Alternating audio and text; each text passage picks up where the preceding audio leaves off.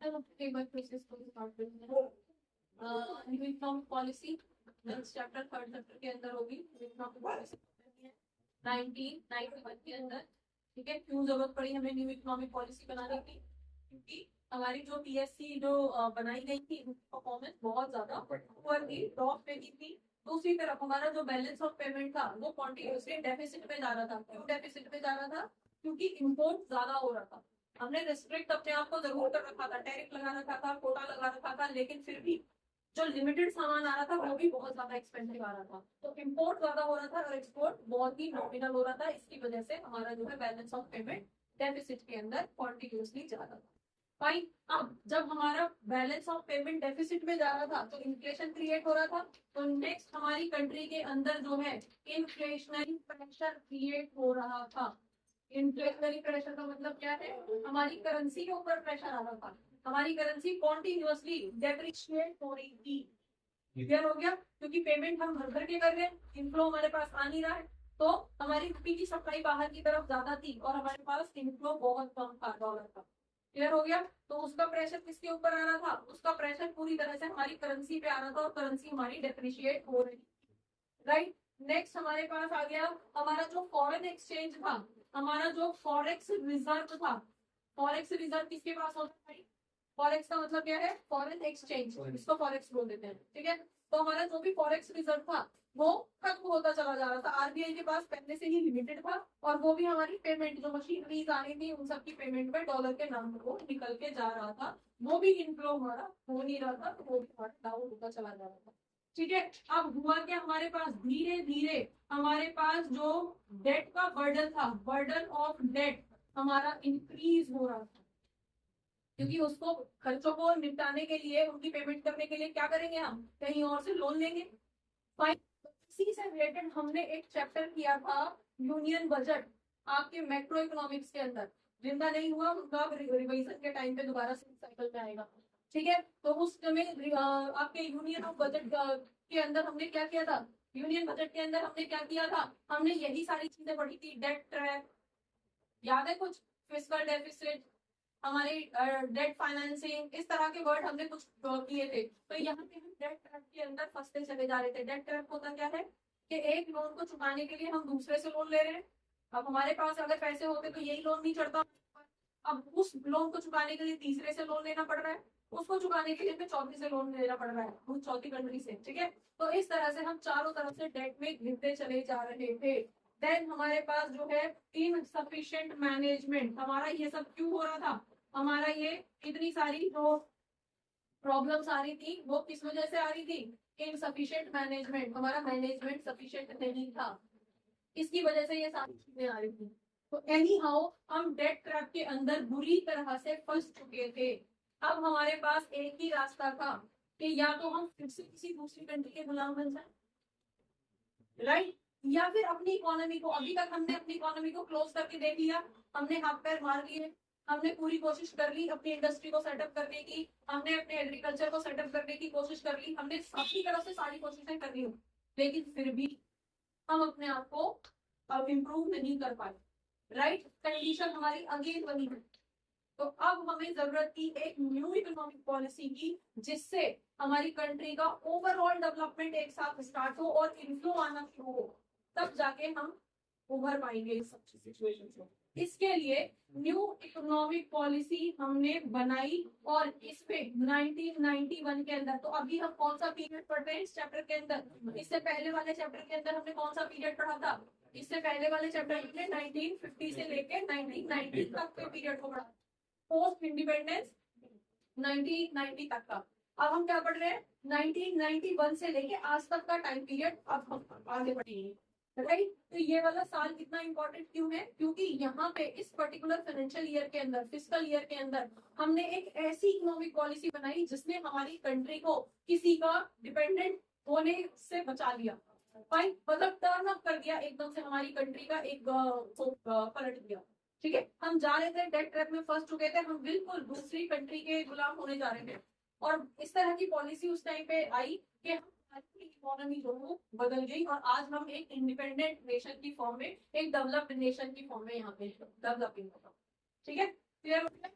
समझ में आ गया। इसलिए इस साल को हम बहुत ही मतलब ये हमारे लिए एक जो है इम्पोर्टेंट ईयर कंसीडर किया जाता है इंडियन इकोनॉमी के अंदर। फाइन, अब ये इकोनॉमिक पॉलिसी कौन लेके आए? आप लोगों ने डॉक्टर मनमोहन सिंह का नाम सुना होगा। कौन है? हाँ जी, ex prime minister, yes, doctor Manmohan Singh. तो ये इकोनॉमिक पॉलिसी किसने करी है? हमारी डॉक्टर मनमोहन सिंह ने ये बनाई थी, और वो उनको कई यूनिवर्सिटी से जो है नोबेल प्राइज भी मिला हुआ है, इकोनॉमिस्ट थे वो। तो सोचो, उन्होंने हमारी इकोनॉमी को एकदम से रिवाइव कर दिया, एक तरह की पॉलिसी बनाई। तो वो एक अच्छे, एक बोल सकते हैं कि एक ब्रिलियंट माइंड रहे हैं जो हमारी इकोनॉमी को टर्न अप कर दिया। अब वो उनकी डेस्टिनी रही कि वो कांग्रेस से जुड़ गए और उनका नाम जो है मतलब खराब हो गया, लोग कुछ भी बोलते हैं, वो एक अलग बात है उसकी। तो हम पॉलिटिक्स के अंदर नहीं जा रहे, हम सिंपल अपनी इकोनॉमिक्स की वो पहुंचने जा रहे हैं। डॉक्टर मनमोहन सिंह, ठीक है, अंडर जो हमारे उस टाइम पे ये उस टाइम पे क्या थे? उस टाइम पे ये फाइनेंस मिनिस्टर थे, ना कि प्राइम मिनिस्टर। क्लियर हो गया?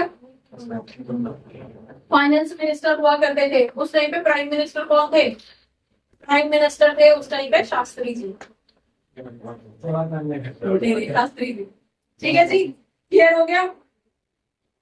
समझ में आ गया? ठीक है, तो इन्होंने ये पॉलिसी, इन्होंने न्यू इकोनॉमिक पॉलिसी बनाई जिसके अंदर इन्होंने प्रपोज किया कि कंट्री के अंदर एलपीजी अप्लाई होना चाहिए। एलपीजी, एलपीजी का मतलब क्या हो गया?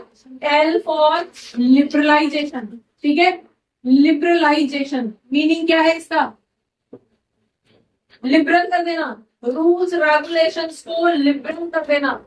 जो हमने अलग अलग कैटेगरी बना रखी थी ना, पार्शियलिटी हो रही थी प्राइवेट कंपनीज के साथ, या फिर हमने अपनी इकोनॉमी को क्लोज कर रखा था, बाहर से कोई हमारी कंट्री के अंदर नहीं आ सकता था बिजनेस करने के लिए, right? Inward looking policy apply कर रखी थी, सबको खत्म करो। लिबरलाइजेशन का मतलब है लिबरल कर दो अपने रूल रेगुलेशंस को, इजी कर दो। फॉरेन से अगर कोई हमारे यहाँ पे बिजनेस करने आना चाहता है तो आने दो भाई, ठीक है? वो आएगा, डॉलर लेके आएगा, फॉरेक्स का रिजर्व हमारे पास बढ़ेगा, इनफ्लो बढ़ेगा, प्लस खुद आएगा, खुद अपनी कंपनी सेटअप करेगा, इंफ्रास्ट्रक्चर वो खुद आके खड़ा करेगा, हमें जरूरत नहीं पड़ेगी, राइट? दूसरी तरफ अगर वो आएगा हमारी कंट्री के अंदर कंपनी स्टार्ट करेगा तो एम्प्लॉयमेंट भी तो हमारे ही लोगों को देगा, अपने वहां से थोड़ी लोग लेके आएगा, एम्प्लॉय वहां से थोड़ी लेके आएगा, एम्प्लॉयमेंट भी तो हमारे यहीं पे देगा। तो धीरे धीरे होगा क्या? कंट्री अपने आप ही डेवलप करनी शुरू हो जाएगी। जब लोगों को एम्प्लॉयमेंट मिलना शुरू हो जाएगा तो यहाँ पे स्किल्स जो भी रिक्वायर्ड होंगी उससे रिलेटेड एक्टिविटीज ऑटोमेटिकली स्टार्ट हो जाएंगी। समझ में आ गया? जो हमारे यहाँ के प्राइवेट प्लेयर्स हैं जिनको सी शेड्यूल के अंदर तुम लोगों ने डाला हुआ है उसको हटाओ, उनसे कोई भी रिस्ट्रिक्शन जो उनसे बोला जा रहा था, बात बात पे उनसे बोला जा रहा था कि लाइसेंस लेना पड़ेगा, लाइसेंस लेना पड़ेगा, हटा दो, हटा दिया। समझ में आ गया? तो एल मीन्स लिबरलाइजेशन, चीजों को लिबरलाइज कर दो, इजी कर दो। फाइन, हर चीज को रिस्ट्रिक्ट जो कर रखा था उसको इजी कर दो, दैट वाज लिबरलाइजेशन। क्लियर हो गया? दूसरा, पी फॉर प्राइवेटाइजेशन। प्राइवेटाइजेशन का मतलब क्या है? आप जो प्राइवेटाइज चीजों से या प्राइवेट कंपनी से पार्शियलिटी कर रहे हो उसको हटा दो भाई, ठीक है? हमारी बिग इकोनॉमी है ना, तो सिर्फ सोशलिज्म पे क्यों इतना ध्यान दे रहे हो? प्राइवेटिज्म पे भी तो दो, कैपिटलिस्ट पे भी तो दो। जो कैपिटलिस्ट लोग हैं हमारी कंट्री के अंदर बहुत लिमिटेड है, ओके फाइन, लेकिन है तो वो अगर इकोनॉमी के अंदर कुछ करना चाह रहे हैं तो why don't you allow them? ठीक है, उनको भी अलाउ करो, उनको इजी करो, उनके रूल रेगुलेशन, टैक्स पे उन्हें टैक्सेशन दो, उनको बेनिफिट्स देना शुरू करो, कंट्री धीरे धीरे डेवलप हो जाएगी अपने आप। समझ में आ गया? हर चीज का प्रेशर गवर्नमेंट को लेने की जरूरत नहीं है। क्लियर हो गया? Next is globalisation. ग्लोबलाइजेशन मतलब भाई ग्लोबल लेवल पे बिजनेस करिए, सिर्फ इनवर्ड लुकिंग पॉलिसी से काम नहीं चलेगा। इनवर्ड में कौन है? कितने लोग हमारे यहाँ, कितने परसेंट लिटरेसी थी? बढ़ा देना हमने, कितने परसेंट लिटरेसी थी? 14% थी, ठीक है? 14% लिटरेसी के साथ कितने लोग कंपनी चला लेंगे? ठीक है, कितने परसेंट लोग कंपनी खड़ी कर लेंगे, कितने परसेंट लोग इकोनॉमी को रिवाइव करवा देंगे, है ना? पॉवर्टी हमारे यहाँ थी, ठीक है, हंगर हमारे यहाँ था भाई, तो हमारी इकोनॉमी खुद से कैसे डेवलप हो जाएगी भाई? वो 14% लोग कितना कर लेंगे पूरी इकोनॉमी के लिए? समझ में आ गया? तो ऐसे केस में ग्लोबलाइजेशन को प्रेफरेंस दी गई। ग्लोबलाइज, अपनी इकोनॉमी को ओपन कर दो, बाहर से लोगों को आने दो। हमारे लोग अगर कहीं बाहर जाके जॉब करना चाहते हैं तो जाने दो, रिस्ट्रिक्शंस मत लगाओ। आज के टाइम पे जो आउटसोर्सिंग हो रही है इंडिया के, एशिया, सिर्फ इंडिया के नहीं, एशिया से, जिसमें इंडिया से सबसे ज्यादा लोग जाते हैं, कहाँ पे? पूरा यूएस का IT sector, majorly US IT sector के अंदर एशियंस हैं, और एशियंस में मेजरली इंडियंस हैं।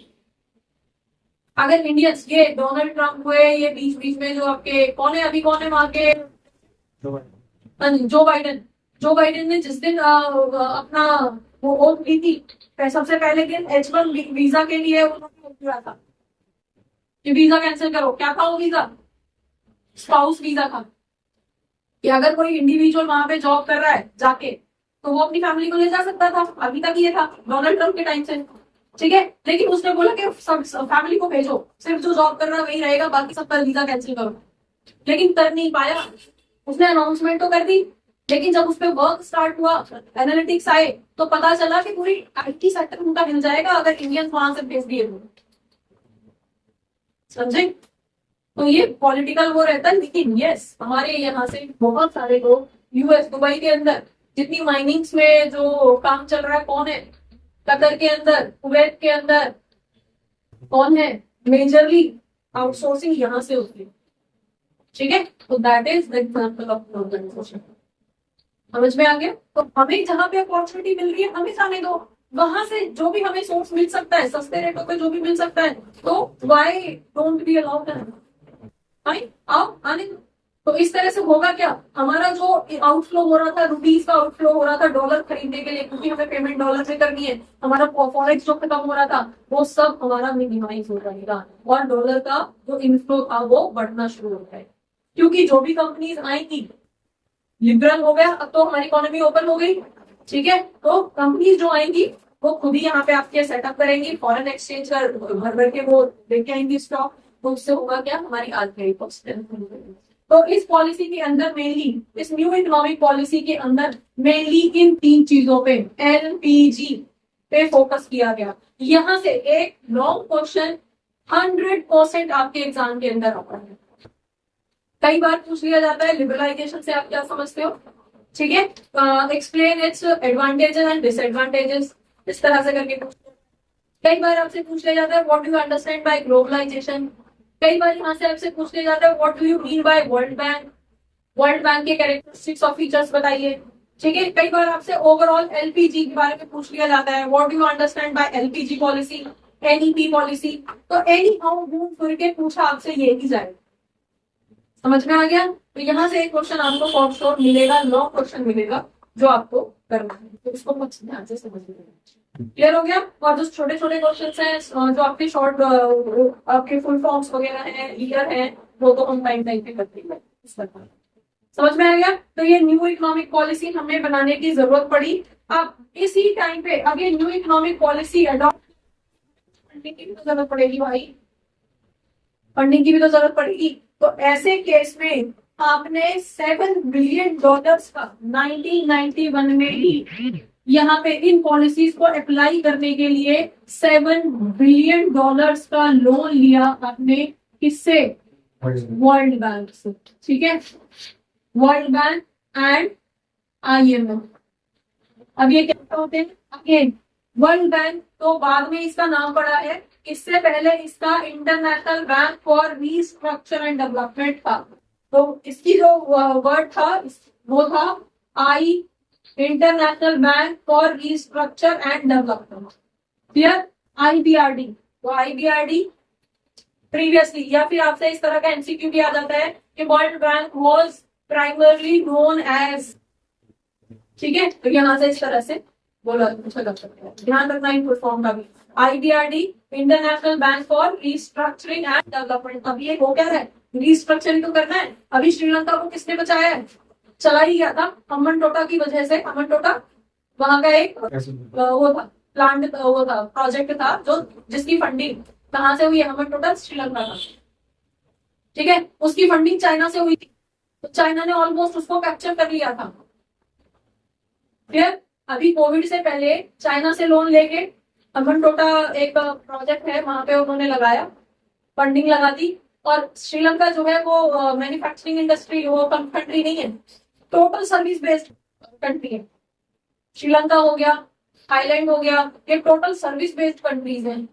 सर्विस होती है मतलब यहाँ पे आपको होटल इंडस्ट्री, आपका ये जितनी भी फैसिलिटीज है, हॉस्पिटलाइजेशन, आपका जितना कसिनोज वगैरह ये सब जो है नेपाल से उसी कैटेगरी के अंदर आते हैं। तो ये सारी सर्विस बेस्ड इकोनॉमी है। कोविड आ गया, कोविड में लोगों ने टूरिज्म खत्म हो गया, तो जब टूरिज्म खत्म हो गया तो इनका तो इनको ही खत्म हो गया। ऐसे केस में चाइना की रीपेमेंट नहीं हो पाई और चाइना ने ऑलमोस्ट उसको कवर कर लिया था, क्लेम कर दिया था कि ये तो अब हमारा हिस्सा है, चाइना की प्रॉपर्टी है ये, फाइन। तो ऐसे केस में ये आपका अगेन वर्ल्ड बैंक ने ही दोबारा से उसको लोन दिया है और उसको वापस से रिवाइव होने की तो ठीक है, दोबारा से शुरुआत हो, क्लियर हो गया, लोन क्लियर चुका दो। ऐसे ही उस टाइम पे हमारी भी कंडीशन कुछ ऐसी थी तो हमको भी बैंक इसीलिए लोन दिया था, क्लियर हो गया, डन। इसी टाइम पे ही ऐसी सिचुएशन भी आई थी कि 1950 में जब हमने न्यू इकोनॉमिक पॉलिसीज बनानी शुरू करी थी, तब भी तो हमारे हाथ खाली थे, तब भी तो हमारे पास कुछ नहीं था। तो उस टाइम पे भी हमने लोन लिया हुआ था वर्ल्ड बैंक से ही, तो उसको रीपेमेंट करने का टाइम 1991 में आ गया था। तो एक तरफ तो हमें उसकी रीपेमेंट नजर आ रही थी कि इसकी रीपेमेंट करनी है, हमारे पास कुछ नहीं है, राइट। और दूसरी तरफ हमें अपनी इकोनॉमी को रिवाइज करना था। तो वो सिचुएशन हमारे पास यहाँ पे थी जिसको बड़े इफेक्टिवली जो है इन्होंने डॉक्टर मनमोहन सिंह ने उसको संभाला, क्लियर हो गया। तो उस टाइम पे जो सिचुएशन थी वो हमारे पास जितना भी गोल्ड अवेलेबल था, जितना फॉरेक्स था फॉरेक्स दे दिया, जितना गोल्ड था हमने मेटल की फॉर्म में पैकिंग कर ली, पैकिंग वर्ड पढ़ा था, अगेन यूनियन बजट के अंदर ही हमने ये सारे वर्ड पढ़े थे, ठीक है। तो गोल्ड या प्रीशियस मेटल्स जो भी थी हमारे पास वो भी हमने दे दी थी। और उसी टाइम पे एक इन जनरल एक डिस्कशन बताते हैं, शास्त्री जी उस टाइम पे हमारे मतलब प्राइम मिनिस्टर थे, उन्होंने कंट्री के अंदर ये अनाउंसमेंट करा दी थी कि लोन रीपेमेंट करना है, हमारे पास फंडिंग नहीं है, अगर रीपेमेंट नहीं हुआ तो हम दोबारा से किसी के गुलाम हो जाएंगे, किसी के मतलब अब यूएस के हो जाएंगे। अभी कौन हट के गया है, इंग्लैंड गया था, ब्रिटिश, उसी को इंग्लैंड कहते हैं आज के टाइम में, तो अभी तो वो हटा, अब हम यूएस के गुलाम हो जाएंगे अगर हमने ये रीपेमेंट नहीं की तो, समझ में आया। तो ऐसे केस में उसकी रीपेमेंट होनी बहुत जरूरी थी अगर हमें इंडिपेंडेंट रहना था। तो हमने हमारे पास अगेन जो भी गोल्ड रहा, जो भी मेटल्स लगी, जो भी रिजर्व रहा वो सब पेमेंट कर दी। और कंट्री के अंदर, ओवरऑल कंट्री के अंदर ये अनाउंसमेंट करा दी गई थी कि भाई एक ही टाइम का भोजन करें, एक टाइम भूखे रहे, जिससे कि हम अपने कंजम्पशन को रोक पाए और जो भी मेटल हमारे पास है, जो भी हमारे पास मतलब करेंसी है, उसको हम लोन प्रीपेमेंट करने में यूज कर पाए। समझ में आया। वो सिचुएशन थी कि खुद प्राइम मिनिस्टर ने अनाउंसमेंट की थी कि एक टाइम ही भोजन करें, ठीक है। तो उस सिचुएशन से निकाल के डॉक्टर मनमोहन सिंह हमारी इकोनॉमी को आज यहाँ तक लाए हैं कि हम लोग इंडिपेंडेंट नेशन के अंदर बैठे हैं, ठीक है। तो वो सिचुएशन थी, इसलिए इस 1991 को इतने से याद किया जाता है न्यू इकोनॉमिक पॉलिसी। क्लियर हो गया। तो अगेन अब हमने $7 बिलियन का लोन लिया, किससे, आईबीआरडी से। आईबीआरडी की फुल फॉर्म क्या होती है, international bank for reconstruction and development, ठीक है। और आईएमएफ की फुल फॉर्म क्या होती है, इंटरनेशनल मॉनेटरी फंड। तो अगेन ये इंटरनेशनल इंस्टीट्यूशंस हैं जो पूरे वर्ल्ड के लिए काम कर रहे हैं, जैसे कि WHO, वर्ल्ड हेल्थ ऑर्गेनाइजेशन, पूरे वर्ल्ड की हेल्थ का ध्यान रखता है। हेल्थ सेक्टर में जो भी फंडिंग चाहिए वो दी जाती है यहाँ से। WTO, वर्ल्ड ट्रेड ऑर्गेनाइजेशन, पूरी कंट्री के, पूरे वर्ल्ड के अंदर क्या ट्रेड हो रहा है, कैसे ट्रेड हो रहा है, उन सब पर ध्यान ऑर्गेनाइजेशन रखता है। सेम मैनर में ये वर्ल्ड बैंक, मतलब पूरे वर्ल्ड का बैंक है, हर कंट्री को लोन देने के लिए हमेशा तैयार बैठा रहता है, ठीक है। और IMF भी, इंटरनेशनल मॉनेटरी फंड, ये भी उसी तरह का इंस्टीट्यूशन है जो पूरे वर्ल्ड के अंदर मनी सप्लाई करने का काम करते हुए लोन देने का काम करते। फाइन। अब इस इकोनॉमिक पॉलिसी के जो ऑब्जेक्टिव थे, क्या ऑब्जेक्टिव रहे इसके, हाँ जी, क्या ऑब्जेक्टिव रहे इसके, क्यों बन करी हमने ये न्यू इकोनॉमिक पॉलिसी। ये सबसे पहले तो हमारे पास हमें क्या करना था, हमारे दो तरह के मेजर्स हमने यहाँ पे लिए, एक तो स्टेबिलिटी, ठीक है, और दूसरा स्ट्रक्चरल रिफॉर्म। सबसे पहले तो हमारे इकोनॉमी के अंदर स्टेबिलिटी लेके आनी थी, क्योंकि वो क्या था, इन्फ्लेशनरी प्रेशर आ रहा था, balance of payment again and again deficit में चला जा रहा था, तो अपनी इकोनॉमी को स्टेबल करना था। इस सारे उसके पीछे क्या ऑब्जेक्टिव था कि इकोनॉमी को स्टेबल किया जाए और दोबारा से स्ट्रक्चर किया जाए। न्यू इकोनॉमिक पॉलिसी बनाई है ना, अपनी इकोनॉमी को दोबारा से स्ट्रक्चर करना है भाई। हम अभी भी 40 साल के बाद भी हम वहीं बैठे हुए हैं जिस कंडीशन में हम आते थे। अगेन अभी तक भी हमारे हाथ में कुछ भी नहीं है, राइट? तब भी हम हमारे रिसोर्सेज नहीं थे, तब भी हमारे पास कोई रिजर्व नहीं था। आज 40 साल पूरे हो गए, फिर भी हमारे पास कोई रिसोर्सेज नहीं है। तो हमें जरूरत थी एक नए रीस्ट्रक्चरिंग की। इसलिए इस एनईपी के पीछे जो ऑब्जेक्टिव रहा वो क्या रहा? सबसे पहले इकोनॉमी में स्टेबिलिटी लानी है और आगे की तरफ हमें अब इसको रिस्ट्रक्चर करना है। ये ऑब्जेक्टिव, ठीक है बच्चों? होपफुली बहुत सारे डाउट्स इस क्लास से रिलेटेड, इस टॉपिक से रिलेटेड आपके क्लियर हुए होंगे इस क्लास को देखने के बाद में। अगर रियली आपके कुछ डाउट्स, आपको ये क्लास अच्छी लगी है तो आप इसको लाइक करिए, सब्सक्राइब करिए और अपने फ्रेंड्स के साथ शेयर करिए। Thank you for watching, keep watching, don't forget to share, keep sharing. Thank you.